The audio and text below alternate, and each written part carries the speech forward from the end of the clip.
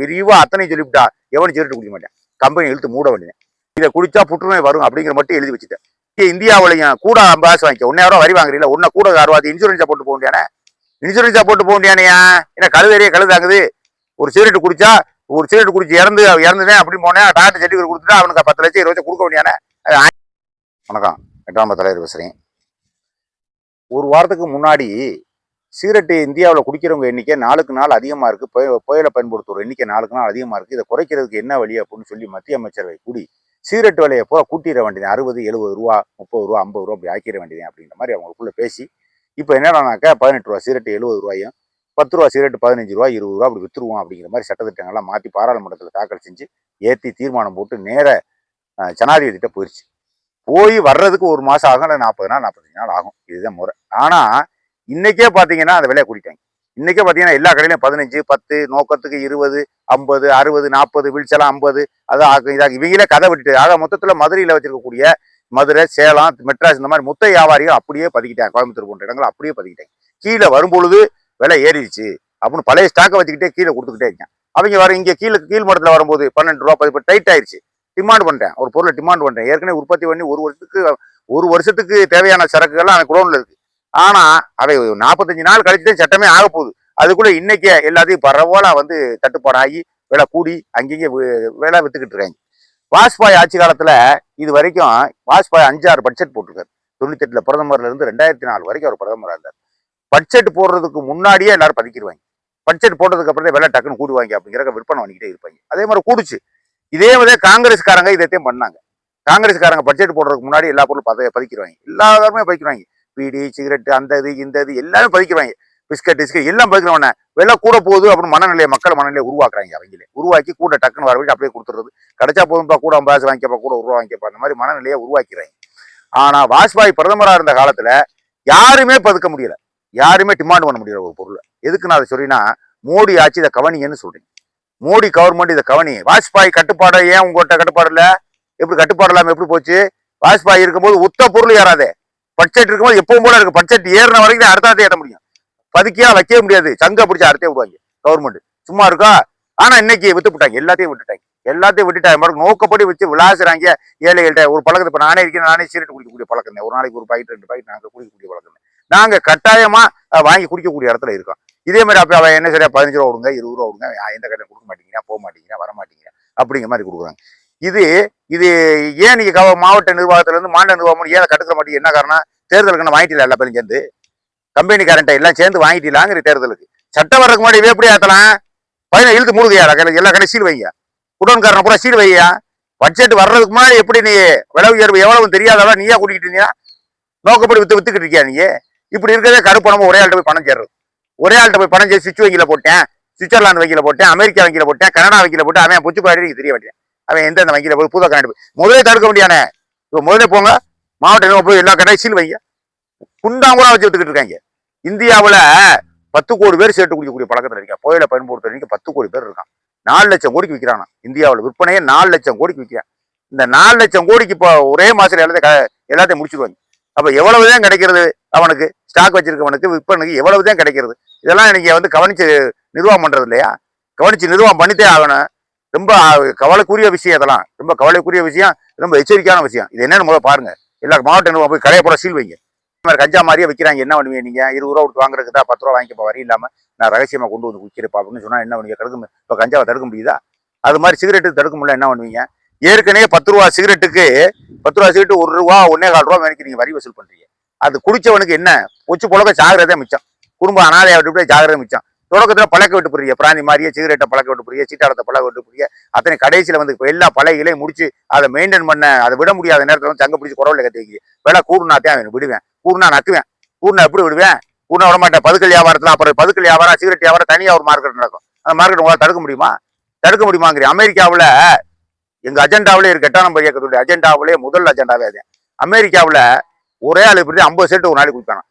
50 சீட்டு குடிச்சா புற்றுநோய் வந்து செத்து போனேன். அவன் உடனே சீட்டு கம்பெனிக்கு எழுதிட்டா, ஏப்பா சிகரெட்டு கம்பெனிக்கு புரிச்ச ஒரு நாளைக்கு 50-60 சீட்டு குடிப்பாரு, அவர் இறந்து போனார். சிகரெட்டு கம்பெனி தான் எனக்கு நஷ்டம் கொடுக்கணும். எதுக்கு உனக்கு நஷ்டம் கொடுக்கணும் அப்படின்னு கேட்கும்போது அவன் சொல்லியிருக்கா, ஒரு சிகரெட்டு குடிச்சா என்னென்ன பாதிப்பு? 2 சிகரெட்டை நரம்பு, தமனி, மூளை, ரத்தம் எல்லாம் பாதிக்கப்படும், இருதயம் எல்லாம் பாதிக்க, நுரையீரல் எல்லாம் பாதிக்கப்படும். ஏன் விலாவரியை ஏன் எழுதுற? விலாவரி எழுதியிருந்தா உன்னை அவர் நிப்பாட்டி இருப்பார்ல. இல்லை நானா நிப்பாட்ட வச்சிருப்பல சத்தம் போட்டு. எதுவுமே எல்லாம் மொட்டையா உடல் நலத்துக்கு கேடுன்னு சொல்லி மாட்டு மொட்டையா கிளவேன் குட்டையில விழுந்தானே போட்டு அந்த பயன்படுத்தி என் போய் செத்து போனேன். என் பொண்டாட்டி புள்ள, நான் பொண்டாட்டி, என் புள்ள, 4 புள்ள அனாதையா ரோட்ல நிக்குது. இதுக்கு நீ தான் பதில் சொல்லணும் அப்படின்னு பிடிச்சிக்கிட்டான். அதை போமா இல்லம்மான்னு வட்டியில விட்டேன். அதை எடுத்து கோர்ட்டுக்கு போயிட்டான். இந்த மாதிரி என் புருஷன் ஒரு சீட்டு குடிச்சு இறந்து போனாரு. அவருக்கு என்னென்ன பாதிப்புங்கிறத விலாவரியா சொல்லல. நுகர்வோருக்கு என்னென்ன பொருள்ல என்னென்ன கலந்துருக்கு, அதுல என்னென்ன பாதிப்பு வரும், என்னென்ன நன்மை இருக்குங்கிற விலாவரியா சொல்லணும். அதுதான் நுகர்வோருடைய உரிமை. இப்ப விற்கிறவனு உற்பத்தி பண்றவனு சொல்லணும், வாங்குறவனு தெரிஞ்சுக்கிறணும். எதுவுமே எல்லாம் உடல் நலத்திற்கு கேடு அப்படின்னு ஒரே வார்த்தையில சொல்லிட்டா அது பாதிப்பை விரிவா சொல்லப்பா. ஒரு பாக்கெட்டு 2 பாக்கெட்டுக்கு என்னென்ன பாதிப்பு, எத்தனை வருஷத்துல என்னென்ன உறுப்புகளை பாதிக்கும் அப்படி தெளிவா சொல்ல வேண்டிய காசு வாங்குறீல. ஒரு சிகரெட்டுக்கு அமெரிக்கால 120 ரூபாயா, அமெரிக்கால 120 ரூபா வாங்குறேன். ஒரு சிகரெட் 120 ரூபா வாங்கும்போது விலாவரியா சொல்லு அவனு பிடிச்சிக்கிட்டான். கோர்ட்ல கட்டையே இங்க வா, ரூபா வாங்கல, ஏன் நுகர்வோருக்கு ஏன் நீ தெளிவா சொல்ல, தெளிவுபடுத்தக்கூடாது அப்படின்னு இப்படி பம்முவேன்.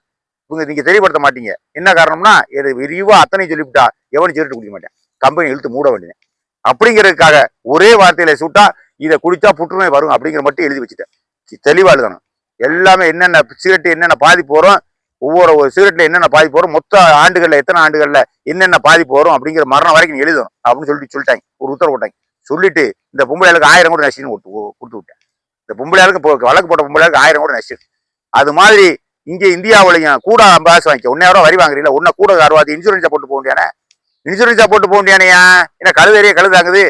ஒரு சிகரெட் குடிச்சா, ஒரு சிகரெட் குடிச்சு இறந்துதான் அப்படின்னு போனேன், டாக்டர் சர்டிஃபிகேட் கொடுத்துட்டா அவனுக்கு 10 லட்சம் 20 லட்சம் கொடுக்க வேண்டியானே, 1000 கோடி விட்டேன். நீ 10 இவங்க என்ன சொல்றது, அப்படி கொடுத்தா எல்லாரும் சிகரெட் குடிச்சிருக்கேன். இவன் மத்திய கவர்மெண்ட் சொல்றது, மாநில கவர்மெண்ட் இவங்க சொல்றது எல்லாரும் கொடுத்துட்டாங்கன்னா இன்சூரன்ஸ் இருக்கு, கெட்ட வழக்கத்துக்குள்ள நம்மளே கொண்டு திணிக்கிறாப்புல இருக்கும் அப்படின்னு எல்லாம் குடிச்சான். ஒரு காலத்துல இன்சூரன்ஸ் வாங்கிட்டு, அதாவது அனுமதி வாங்கிட்டு பிராந்தியெல்லாம் குடிச்சாங்க. வசதியானவன் இப்போ மதுரை போய் வாங்கிட்டு வர முடிஞ்சவன் அவன் வசதியானவன் தண்ணி குடிச்சேன். அதனால இவங்க கள்ளச்சாராயத்தை குடிச்சுக்கிட்டு நான் செத்து கிடந்தாங்க. போனேன் வந்தேன், ஒரு டம்ளர் எல்லா காலத்தையும் எல்லா பொருளும் பயன்படுத்திட்டே இருந்தேன். கொஞ்சம் மேலான பணம் உள்ள கொஞ்சம் மேலானதை பயன்படுத்தினேன். பணம் இல்லாத மாதிரி லோக்கல் சரக்கு ரோட்ல வீட்டில் காடு கரை கருவக்காடு ஒளிஞ்சு திரிஞ்சு கள்ளச்சாராயத்தை குடிப்பாங்க. அது நல்லதோ தீமையோ அப்படி நடந்துகிட்டே இருந்துச்சு. அது மாதிரி நீங்க இந்த விஷயத்திலேயே அப்படி இன்சூரன்ஸா போடக்கூடாது. கூட கார்வை வாங்கிக்க, 15 கோல்டு போட்டு 15 ரூபா போடுறீங்களா, 16 ரூபா வாங்கிக்க, 20 லட்சம் இன்சூரன்ஸை போடு, பிரசங்க நீ பண்ணு, அது குடிக்காத. குடிக்கிறவனா திருத்துறதுக்கு வழி இல்லாமத்தே நான் இன்சூரன்ஸ் கொடுக்குறேன். நீ வாட குடிக்கணுங்கிறதுக்கு நான் இன்சூரன்ஸ் கொடுக்கலாம. எல்லா பள்ளிக்கூடத்துக்கு மகளிர் குழுக்க மூலமா எல்லாத்தையும் ஞாபகப்படுத்து பிரசங்கம் பண்ணப்பா. இதுவும் பண்ண மாட்டியா, வரியை மட்டும் வாங்கி முல்லையில கொடுக்குற வேலைக்கு குடிச்சிட என்ன எக்காதியும் செத்து போறேன் அப்படி போடுறதா, அப்படியே போயிடுறதா. இப்போ ஒரு திட்டம் கொண்டு வந்திருக்காங்களாம். குற்றவாளிய நேர வந்தபடி போலீஸ் ஸ்டேஷனுக்கு வந்தவொடனே எடுத்தவொடனே சேர கொடுத்து உட்கார வைக்கணும்.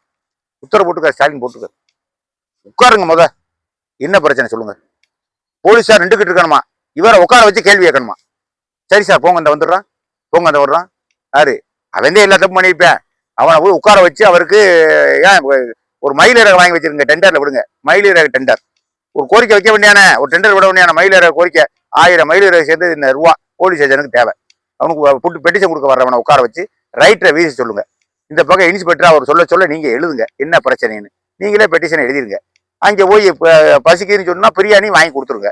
என்ன புகார்னு அவனே வச்சு புகார்தாரை வச்சு உட்கார வைங்க, சேர்ல உட்கார வைங்க, நீங்க நின்றுக்குங்க, எல்லாம் போடாடுங்க. இப்போ 2 பேர் பசிக்குதுன்னு ஆளுக்கு ஒரு பிரியாணி வாங்கி கொடுங்க. நல்ல ஜோரா போச்சு, எந்த வேலைக்கு போக மாட்டேன், சும்மா ஒரு பெட்டிஷன் எடுத்துட்டு வந்து உட்காந்துருவேன் போலீஸ். இன்னைக்கு வீசிரி இல்ல இற மஞ்ச வச்சு இப்ப என்ன கிடா கிடவுறேன் தேவடியாம அந்த பயில இந்த பயிலுக்கு வைய விட்டுதே போலீஸ் ஸ்டேஷன் வாதிலுக்கு மிக்க மாட்டேங்கிறேன். அவனும் ஆத்தாரி கிடா வராங்க, இந்த வகை வைக்கிறாங்க. நமக்கு அந்த தப்பு பண்ணணும், இவன் இந்த தப்பு பண்ணிட்டு அவன்கிட்ட போய் 2 கிடா வாங்குறதுக்கு அப்படின்னு இங்கனே திருந்திடுறேன். நீங்க சொல்றது மாதிரி இற மஞ்ச வச்சு வீசினா போரே வர்றேன் பூரா ரெவடி ஆயிருவேன். போரே வர வெட்டிவன் குத்துவேன். கஞ்சா எடுக்கிற வீட்டுல கணக்கு எடுக்கிறான், 14 கேள்வி எடுக்கிறான், 15 கேள்வி எடுக்கிறான். என்ன உனக்கு வாதரவு யார் இருக்கா, எதுக்கு இல்ல, ஏன் இந்த தொழில் பாக்குற, எல்லாமே எடுக்கிறான். எடுத்துட்டா விட்டுருவானாங்கிறேன். அதை காசு பார்த்தா விடுவானா? இந்த 14 கேள்வி 100 கேள்வி கேட்டாலும் சரி, 1 கேள்வி கேட்டாலும் சரி, விடவே மாட்டேன். இந்த நாடை அழிச்சுதான் நிற்பேன். இந்த கள்ள சந்தையில விட்டு எல்லாரும் நீங்கள் கவர்மெண்ட் நடவடிக்கை எடுக்காம இருக்க, எல்லாரும் அழிய வேண்டியது. எல்லாரும் முடிஞ்சு கதை சோழி முடிச்சு. என்ன அவனை பாத்துக்கிட்டு இருக்க, கஞ்சா வைக்கிறேன், 14 வயசு 13 வயசு கணக்காக கருவேவா சுட்டறியா வர வழியே இல்லையா, என்ன நினைச்சுக்கிட்டீங்க? ஏற்கனவே நான் சொல்லியிருக்கேன், குற்றவாளிகள் உருவாக்கப்படுவது, குற்றவாளிகள் பிறக்கிறார்கள் நான் சொல்லியிருக்கேன். நீ நினைக்கிற மாதிரி கிடையாது, இந்த சட்டத்தால எதுவுமே பண்ண முடியாது. குற்றவாளி பிறப்பேன், நல்லவனும் பிறப்பேன். குற்றவாளியை தூக்கி அடிச்சு போட்டாதான் நல்லா வாழ முடியும். இல்லைன்னா இவங்க பாதிக்கப்பட்டு போய் பூரா பேர் காட்டாட்சியா இருந்துடும். போறேன் வர்றேன் முறை கெட்டவனே வாழ முடியும், நல்லே வாழவே முடியாது. அதான் உரிமையெல்லாம் ஒளிஞ்சு தெரிச்சு எல்லாம் போய் முடிச்சே போகும். அது மாதிரி நான் எதுக்கு சொல்ல வரேன்னா, இந்த சிகரெட்டுக்கு மேல கஞ்சா வந்துருச்சு. அதை அடக்குறதுக்கே நீங்க எவ்வளவு பெரிய சட்டங்கள்லாம் போட வேண்டியது. நாளைக்கு இதுவும் கள்ளச்சந்தைக்கு வந்துட்டா நீங்க என்ன பண்ணுவீங்கன்னு கேட்குறேன். சிகரெட்டு கள்ளச்சந்தைக்கு வருது. சிகரெட்டு கள்ளச்சந்தை வந்து உடனே கஞ்சா பிடிக்க முடியலையா, சிகரெட்டை பிடிக்க முடியுமா உங்களால? பிடிச்சா சட்டம் போட்டுவீங்களா? இப்போ நானே இருக்கு சிகரெட்டு 15 ரூபாய் விற்கிறேன், இங்க வந்து ஒரு 10 ரூபா கொடுக்குறேன், எனக்கு 50 ரூபா காசு இல்ல நான் வாங்கிட்டே ஆவேன். எப்படி நீ வாங்கலாம்? நீ கூட குண்டாச்சில போடுறதா சிகரெட் வாங்கினதுக்கு? இல்ல அவனை பிடிச்சி மிதிக்கிறதா? கஞ்சா குடிச்சா நீங்க நக்க முடியல, சிகரெட் நான் கள்ள மார்க்கெட் வாங்கினேன், நீ என்ன பண்றது? ஆக மொத்தத்துல இதெல்லாம் நுண்டிச்சாக்கு, உங்களுக்கு இதெல்லாம் நுண்டிச்சாக்கு. அதனால இன்சூரன்ஸ் கொடுத்துருங்க. சிகரெட் குடிச்சு இறந்தா 10 லட்சம், டாக்டர் சொல்லிட்டாச்சா 10 லட்சம் லட்சம் வாங்கிட்டு போயிட்டே இருக்கு. இங்கிட்டு குடிக்காம இருக்கிறதுக்கு தனியா பிரசங்கம் பண்ணும். இதெல்லாம் தப்பு. கடைக்காரன் எல்லா மொத்த வியாபாரியை சீல் வைக்க கடையை.